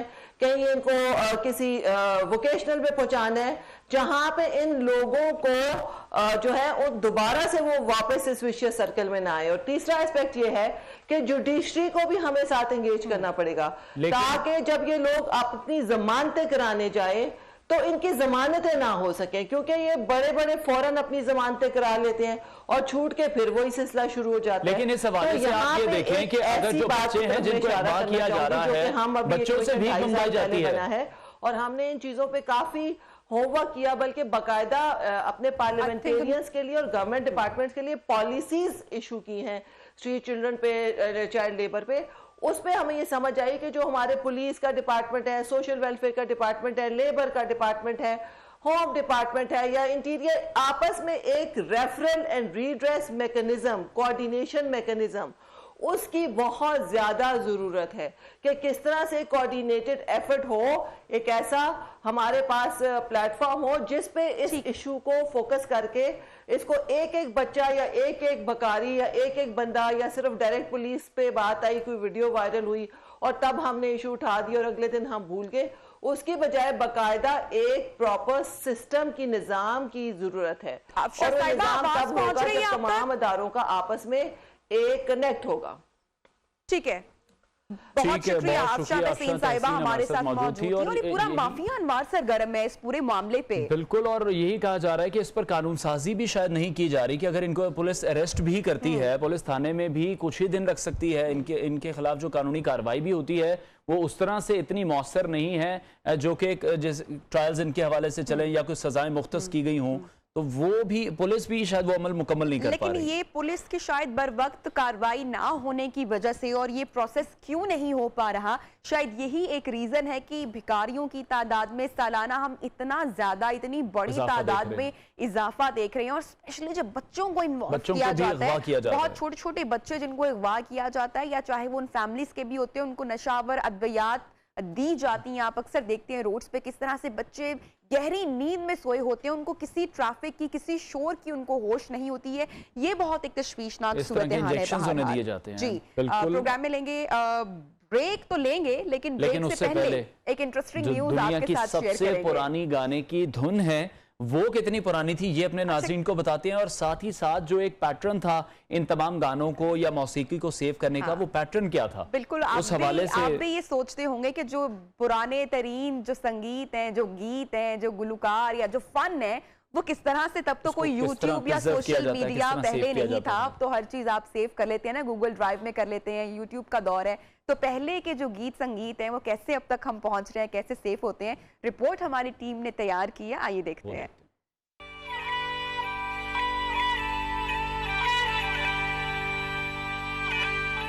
मौसीकी की धुनों का आगाज कब हुआ?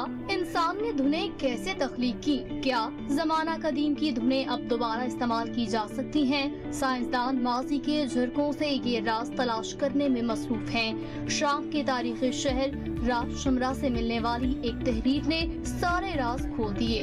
ये तहरीर 3400 बरस पुरानी है, जिसमें उस वक्त की मौसीकी की धुनें तहरीर हैं। यह तहरीर हुरैन नगमों की एक किस्म थी जो मिट्टी की स्लेटों पर लिखकर महफूज की गई थी। 1950 में दरियाफ्त होने वाली इन तहरीरों को पढ़ने में कैलिफोर्निया यूनिवर्सिटी के प्रोफेसर डॉर्फ फ्लोन कैमलर ने 15 साल का वक्त लगाया। खामोशी से आवाजें नामी इस मंसूबे में इनके साथ दीगर रुफ़का भी शामिल थे। प्रोफेसर कैलमर के मुताबिक ये मौसीकी की तारीख का एक इनकलाबी मंसूबा है।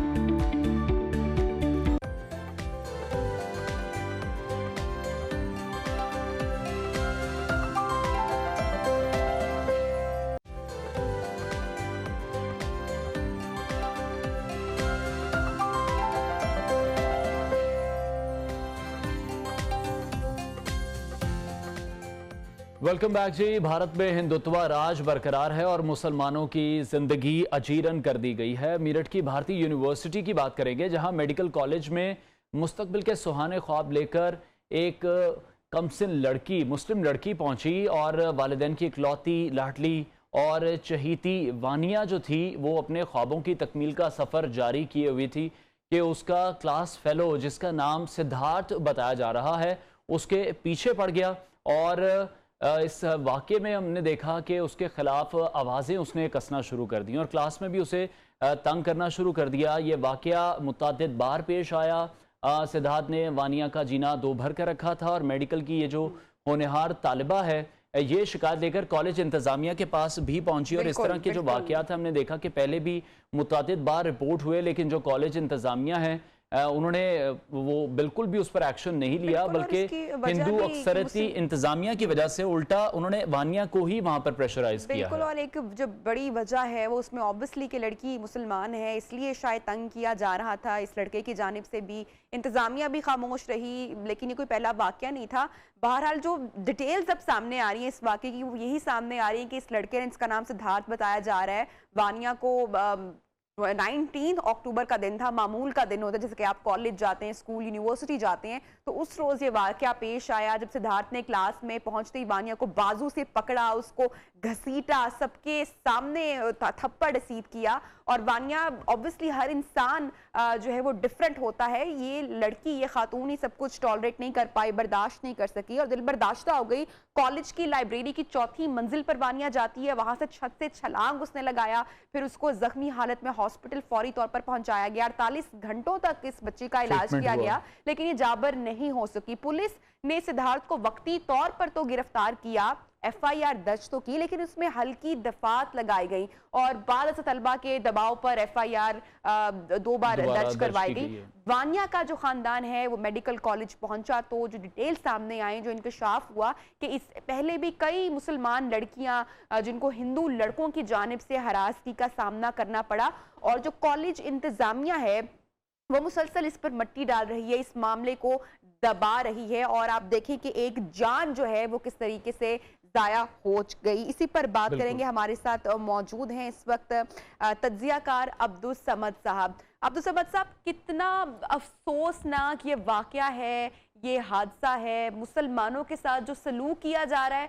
भारत में। अब क्या मतलब है इस बात का कि जो बच्चियां हैं, जो लड़कियां हैं, वो तालीम के लिए यूनिवर्सिटी कॉलेज भी ना जाए, उनको इस तरह से तंग किया जाएगा कि वो अपनी जान का वहां बैठेंगी, खुदकुशी कर लेंगी।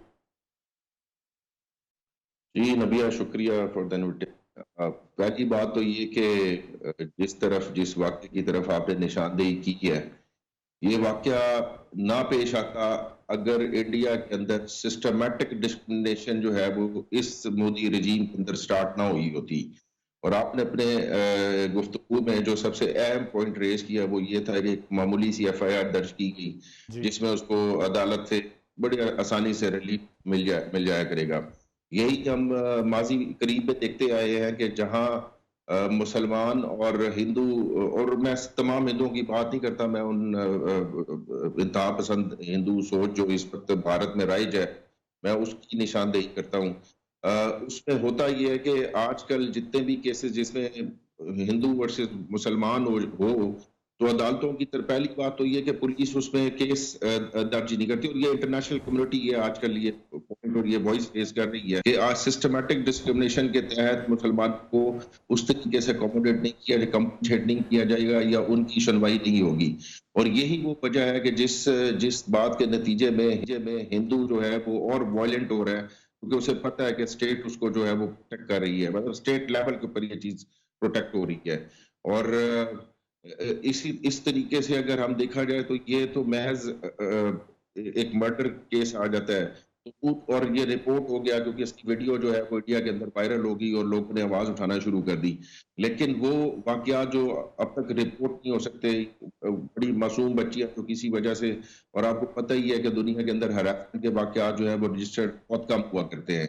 और इसी सिस्टमैटिक डिस्क्रिमिनेशन के तहत मुतअद्दिद वाकयात और भी हैं, मैं गिनवाना शुरू हूँ या शायद आप भी उसे खूबी वाकिफ होंगे कि किस तरीके से जो है वो हिंदू सोच को और हिंदू स्टेट जो है वो वहां पे बनाई जा रही है। ठीक है, लेकिन जिस तरह से अब हम देख रहे हैं कि मुसलमान लड़कियों के साथ इम्तियाजी सलूक किया जा रहा है, आप इसकी बुनियादी वजह क्या समझते हैं? जो भारतीय मीडिया है, क्या वो उसकी बुनियादी वजह है, जिस तरह से वो लोग चीज़ों को पोर्ट्रे करते हैं? देखिए, आपने एक वाक्य की तरफ तवज्जो मबजूल कराई, मैं सिर्फ एक वाक्य तक महदूद नहीं रहना चाहता। मैं रिसेंटली अगर कोई मुसलमान कहीं पे नमाज पढ़ता है किसी पब्लिक प्लेस के ऊपर या किसी एक वाकया जो ट्रेन का भी हुआ है जिसमें उस पर पर्चा काट दिया गया है, और फिर यहाँ तक बात महदूद नहीं रहती। आप ये देखें कि जी एहतजाज, जिन मुसलमानों ने एहतजाज किया उनके घरों को मिसमार किया गया, और ये स्टेट की ये जो पॉलिसी या स्टेट की ये जो अपने आप को राइजिंग इंडिया और शाइनिंग इंडिया कहता है, या जो जिसने अपने कॉन्स्टिट्यूशन में, आइन में 1976 में वो सेकुलर का वर्ड लगा दिया कि सेकुलर इंडिया, लेकिन ये 2019 के अंदर जो कानून लाया गया सिटीजनशिप का, ये दुनिया का बड़ा अजीब किस्म का कानून था कि बाहर से अगर कोई माइग्रेंट आता है वो, और पहली दफा शायद मेरे ख्याल में हुआ होगा दुनिया में कि जिसमें मजहब की बुनियाद के ऊपर कि अगर आप बाहर से हिंदू हैं, अगर आप क्रिश्चियन हैं, अगर आप दूसरे सिख हैं, अगर आप को नियर बाय कंट्री से 3 मुल्कों का उन्होंने नाम लिया वहां से आते, तो आपको फास्ट ट्रैकिंग के जरिए इमीडिएटली आपको इंडियन सिटीजनशिप इशू कर दी जाएगी। मगर अगर आप मुसलमान हैं तो फिर आपको हर्डल्स क्रिएट की जाएंगी। तो ये कानूनी तौर पे देखें, कुछ मुल्क दुनिया में डिस्क्रिमिनेशन जरूर करते हैं मगर अपने एक्शंस में, ना कि अपने थॉट्स में, ना अपने एक्ट्स में या कानून में नहीं किया करते, कि वो रिटन फॉर्म में नहीं किया करते। वो हमने पहले भी देखा। तो ये सिस्टमैटिक डिस्क्रिमिनेशन जो है ये, और उनका एनआरसी लॉ, मतलब मुतादिद चीजें हैं जिसपे मैं सिर्फ बेइंग अ पाकिस्तानी आवाज नहीं उठा रहा। अगर आप वेस्ट को देख लें तो वेस्ट जो है, जो जितनी भी उनकी ह्यूमन राइट्स की ऑर्गेनाइजेशन है, वो माइनॉरिटीज के ऊपर और खसूसी मुसलमानों की वहां पे इस तरीके से तजलील और इस तरीके से तौहीन के ऊपर, और इस तरीके, और ये जो जॉब्स का इशू है कि अगर आप मुसलमान हैं आपको जॉब नहीं मिलेगी, अगर आप हिंदू हैं आपको जॉब नहीं, तो ये तो अनगिनत वाकयात हैं जिसके ऊपर हर जगह ही मुसलमानों के लिए आप देखें कि रास्ते तंग किए जा रहे हैं। ना सिर्फ मुसलमानों के लिए बल्कि जो दीगर वहां पर जो माइनॉरिटीज जो लोग मौजूद हैं, चाहे वो सिख हों, क्रिश्चियंस हों, ये जो तशद्दुद पसंद वाकयात हैं ये पीक पकड़ते जा रहे हैं गुज़श्ता कुछ सालों से, अरसे से। आलमी दुनिया इस पर खामोश बैठी हुई है। नौकरियों का आपने जिक्र किया, मुसलमानों की अजान का, नमाज का सिलसिला हो, कोई त्यौहार का वाकया हो, उनको हमेशा से तंग किया जा रहा है, लेकिन खामोशी है। ये कब तक बर्दाश्त किया जाएगा ये रवैया? देखिए, अगेन मैं पहले भी, पिछले भी एक प्रोग्राम में मैंने आपसे कहा था कि मैं आपको इस बात पे बहुत अप्रिशिएट करता हूँ कि कम से कम इंसानी हकूक के ऊपर और जहाँ पे मजहबी आज़ादी की बात है वहाँ पे आप माइनॉरिटी इश्यूज को डिस्कस करती हैं। बात तो ये है कि सबसे पहले हमें इस बात का इदराक करना होगा कि जो हमसाया मुल्क में होने वाले मजालिम हैं माइनॉरिटीज के साथ, अकलियतों के साथ, उनको हम उजागर करें। मेरे ख्याल में हमसे ज्यादा जो चीज है जो ह्यूमैनिटेरियन वहाँ पे ऑर्गेनाइजेशंस हैं ह्यूमन राइट्स की, वो इस बात को उठाती हैं, लेकिन मीडिया के अंदर दबा दिया जाता है वहाँ पे, वो उसको उस तरीके से, या शायद हम उसको उजागर करने में नाकाम रहते हैं। तो वो ये नाकामी हमारे एंड के ऊपर आती है कि हम उनको एक्सपोज करें, हम उनका साथ दें, हम उनके लिए खड़े हों उनके लिए, वरना तो ये सिलसिला जारी रहेगा। लेकिन अब हम देख रहे हैं कि वहां पर सिर्फ तलबा ही नहीं, जो ताजिर बरादरी है वो भी तंग है। जिस तरह से आप जॉब्स की बात कर रहे हैं, या आप इंडिया में एक रहने का जो एक प्रोसीजर है, वहां पर नेशनैलिटी का जो एक प्रोसीजर है, उसमें मुसलमानों के लिए या डिफरेंट जो माइनॉरिटीज हैं उनके लिए काफी हर्डल्स क्रिएट किए जा रहे हैं। इस पर भी वहां पर कोई बात नहीं करता। देखें, हम तो सिर्फ एक आम इंसान की बात करें, भाई सिर्फ ये डिस्क्रिमिनेशन एक आम इंसान की हद तक नहीं है, ये गैर इंसान, ये जो नाइंसाफी है, ये उनकी पार्लियामेंटेरियंस की हद तक भी है। मिसाल के तौर पे बीजेपी अपने आप को दुनिया की सबसे बड़ी जमात कहती है और इंडिया अपने आप को दुनिया की सबसे बड़ी डेमोक्रेसी कहता है, लेकिन इस वक्त लास्ट जुलाई में जाके ना लोकसभा में ना उनकी राज्यसभा में एक मुसलमान भी बीजेपी का जो रिप्रेजेंटेटिव है, जो बीजेपी की तरफ से आया हो, जो मैंने आपको बताया आखिरी था इस 2022 में जुलाई में रिटायर हो गया, रिजाइन कर गया।